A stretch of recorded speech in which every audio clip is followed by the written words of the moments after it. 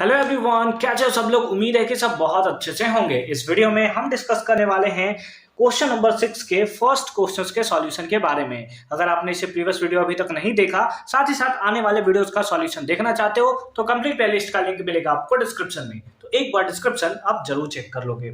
First part क्या है, there are 3 positive numbers in a geometric progression, है ना, यानी कि एक जीपी है जिसमें 3 पॉजिटिव नंबर्स हमें दिए गए हैं, such that their product is 3375, है ना। उसका प्रोडक्ट जो है ए पार्ट में हमें दिया है इतना है। तो सबसे पहले हमें 3 पॉजिटिव नंबर्स जो है उसे क्या करना, लेट करना पड़ेगा। तो हम लोग लेट कर लेंगे, लेट 3 पॉजिटिव नंबर, है ना। पॉजिटिव कॉन्जिक्यूटिव नंबर देता तो ज्यादा अच्छा लगता, but 3 positive number is equals to क्या होगा, एक होगा ए आर और ए आर स्क्वायर। इसी टाइप से हमारे बुक में था, है ना, बुक में भी है। तो 3 कॉन्जिक्यूटिव नंबर जब जीपी में होता तो ऐसे लेते, एपी में रहता था तो ए लेते थे, ए प्लस आर लेते थे, और अगर 3 कॉन्जिक्यूटिव टर्म्स बोलता था तो एक ए माइनस आर, ए और ए प्लस आर ऐसे लेते थे। इस केस में हमने क्या ले लिया, ए ले लिया, ए आर ले लिया, ए आर स्क्वायर ले लिया, ठीक है। चलो ठीक है। तो इस बेसिस पे अब हमारे पास ए पार्ट में क्या दिया हुआ है कि देयर प्रोडक्ट, यानी तीनों का अगर आप प्रोडक्ट करते हो, है ना, तो यहां पर लिख देंगे according to question, according to questions के अकॉर्डिंग क्या होगा, तीनों का प्रोडक्ट, यानी कि a into a r square, तीनों का प्रोडक्ट किसके इक्वल है, 3375, है ना। इसके इक्वल हमें देखने को मिल रहा है। अब आइए क्या होगा, ए कितना हो गया, a cube, r into r square, r cube is equals to कितना, 3375, है ना। ए आर इसका पावर हो जाएगा 3 इज इक्वल्स टू कितना, इज इक्वल्स टू 3375, और 3375 किसका होता है, दैट इज 15 का ये होता है क्यूब, है ना। 15 का क्या होता है, क्यूब आता है।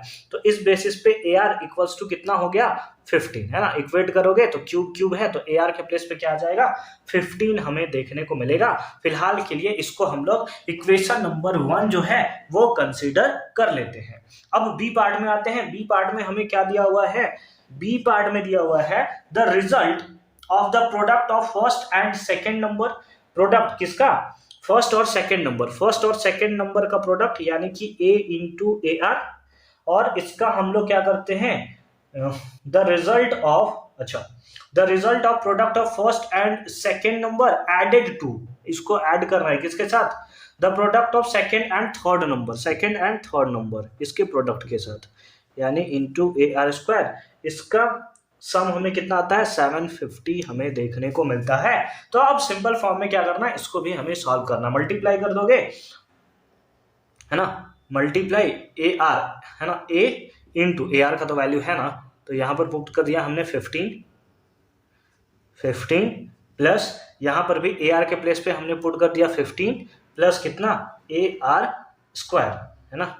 या इसको आप लिख सकते हो ए आर इंटू आर, ऐसे भी तो लिख सकते हो, ए आर स्क्वायर को a r into r equals to कितना, 750, है ना।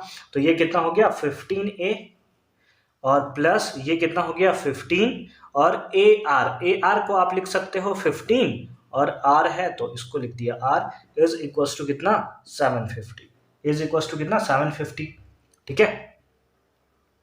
अब तो इधर कुछ ऐड होता हुआ आपको नजर नहीं आ रहा है ना। ये कितना हो गया 15a, ये हो गया 15r, हाँ ठीक है ना, 15r। अब अगर आप देखो तो सब में क्या आप 15 कॉमन ले सकते हो, बट उससे पहले यहाँ पर देखो छोटा सा मिस्टेक है, यहाँ पर इंटू था, इसको हम प्लस में कैसे कन्वर्ट कर दिए, ये सब सस्ता नशा है भाई।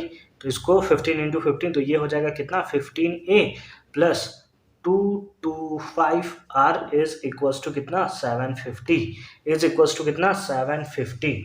अब 15 यहाँ पर भी, 15 यहाँ पर भी, तो 15 हमने कॉमन ले लिया, तो ये आ गया a plus 15r is equals to 750।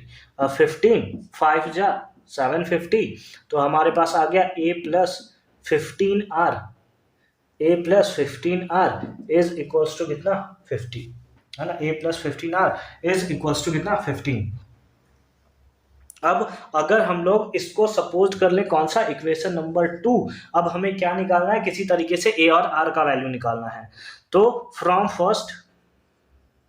First a r equals to कितना है 15। तो अगर आपसे पूछा जाए कि ए का वैल्यू कितना होगा तो 15/r है ना, ये ए आर दोनों का प्रोडक्ट है ना, तो ए को यहीं छोड़ दिया, इधर डिवाइड में आ गया, तो ये इतना आ गया, इसका वैल्यू थर्ड में पुट कर दो है ना, तो लिख देंगे पुट ए इन सेकेंड है ना, सेकेंड में पुट करना है।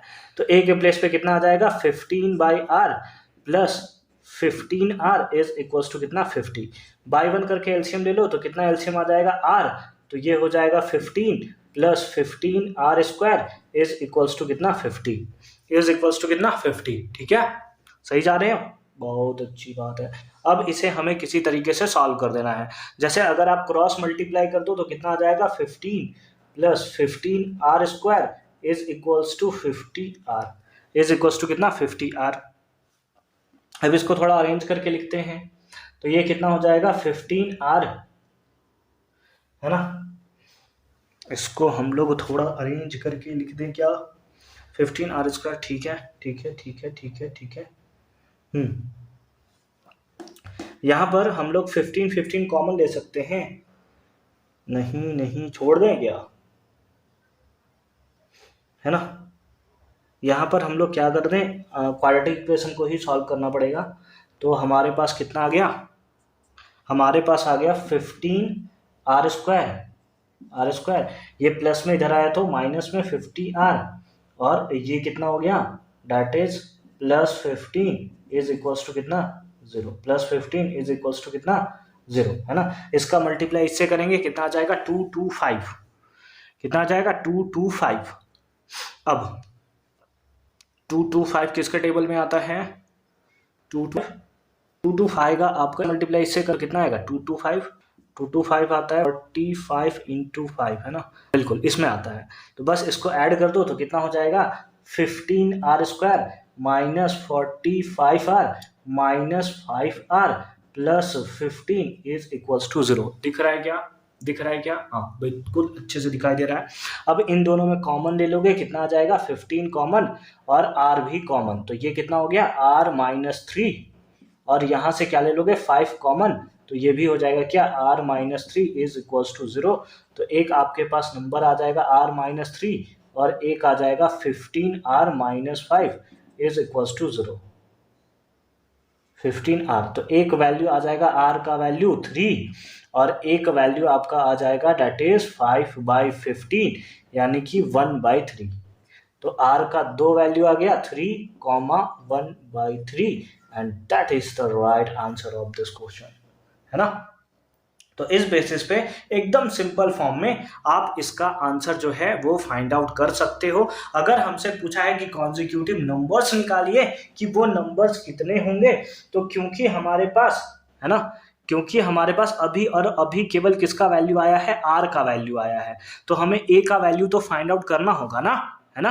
तो r का वैल्यू अगर हम लोग 3 पुट करें या 1/3 पुट करें तो हमें क्या देखने को मिलेगा, आइए उसके ऊपर देखते हैं। अभी हमारे पास किसका वैल्यू आया है, r का वैल्यू, मिटा दिया जाए, इधर मिटा दिया जाए, चलो अच्छी बात है। हमें नंबर पूछा हुआ है ना, क्वेश्चन में तो नंबर दिया हुआ था, चलो ठीक है आ जाओ। तो हमारे पास r, तो हम लोग कर देंगे पुट r इक्वल्स टू कितना 3 है ना, input r equals to 3 in equation कौन सा, इसमें पुट कर दिया जाए, इसको थर्ड बोल दो और इसी में पुट कर देते हैं, put r equals to 3 in third है ना, थर्ड। तो थर्ड में r का वैल्यू पुट करोगे तो कितना आ जाएगा, a का वैल्यू आ जाएगा 15/3 है ना, 15/3 सॉरी हाँ 15/3 डेट इज 5 हमें देखने को मिलेगा। अगर सर हम लोग इसको 45 पुट करें तो क्या होगा, जैसे इसको हम लोग ले ले अगर 1/3 तो हमें क्या देखने को मिलेगा, अभी हमने लिया है a का वैल्यू कितना 5 है ना, a का वैल्यू कितना आया 5 आया। अगर आप 1/3 पुट कर दो तो ये कितना आ जाएगा 15/1/3, 3 चला जाएगा ऊपर इसके साथ मल्टीप्लाई, तो a का वैल्यू हमारे पास कितना आ जाएगा 45। यहाँ पर a का वैल्यू कितना आ जाएगा 5 आ जाएगा, ठीक है। तो a का दो वैल्यू आ गया, a का एक वैल्यू आ गया 5 और दूसरा आ गया कितना 45, ठीक है। अच्छी बात है। अब चले हम लोग नंबर की तरफ। तो नंबर हमारे पास क्या है, अगर हम लोग देखें कि a का वैल्यू अगर आप 5 पुट कर रहे हो तो उस बेसिस पे जो नंबर आएगा वो कितना आएगा, 5 comma a into r. R का वैल्यू कितना है, 3 है। तो 5 5 और 3, 5 3 जा कितना हो जाएगा 15 कॉमा ए आर स्क्वायर 9 9 5 जा 45। ये आपको नंबर देखने को मिलेगा। अगर आप लेते हो कि a का वैल्यू हम लेना चाहते हैं सर 45, तो उस केस में क्या होगा, तो अगर आप a का वैल्यू 45 लिए हो उस केस में r आपको 1/3 लेना पड़ेगा। तो पहला नंबर कितना हो जाएगा, a यानी कि 45। ये लगता है एकदम खत्म हो चुका है, ठीक है। फिल करते हैं क्वेश्चन कंप्लीट होने के बाद 45। फिर दूसरा क्या है, a बाई आर, आर का वैल्यू 1/3, 3 से इसको डिवाइड कर दोगे कितना आ जाएगा 15 आ जाएगा, और कॉमा ए आर स्क्वायर यानी 1/9, 1/9 को इससे डिवाइड करोगे है ना, 9 से इसको डिवाइड करोगे कितना आ जाएगा 5। यानी कि दोनों का दोनों आंसर हमें क्या देखने को मिला, सेम देखने को मिला, है ना। दोनों का दोनों आंसर सेम देखने को मिला, चाहे इससे देखो चाहे इससे देखो। तो इसका मतलब है कि कोई भी एक आंसर अगर आप लिख दोगे तो वो हमारा क्या हो जाएगा, सही आंसर हमें देखने को मिलेगा। उम्मीद है कि ये क्वेश्चन आपको अच्छे तरीके से समझ में आया होगा। मिलते हैं आपसे अगले वीडियो में इसके सेकंड पार्ट के सॉल्यूशन के साथ। तब तक के लिए अच्छे से पढ़ाई करते रहिए। All the very best for your upcoming examination.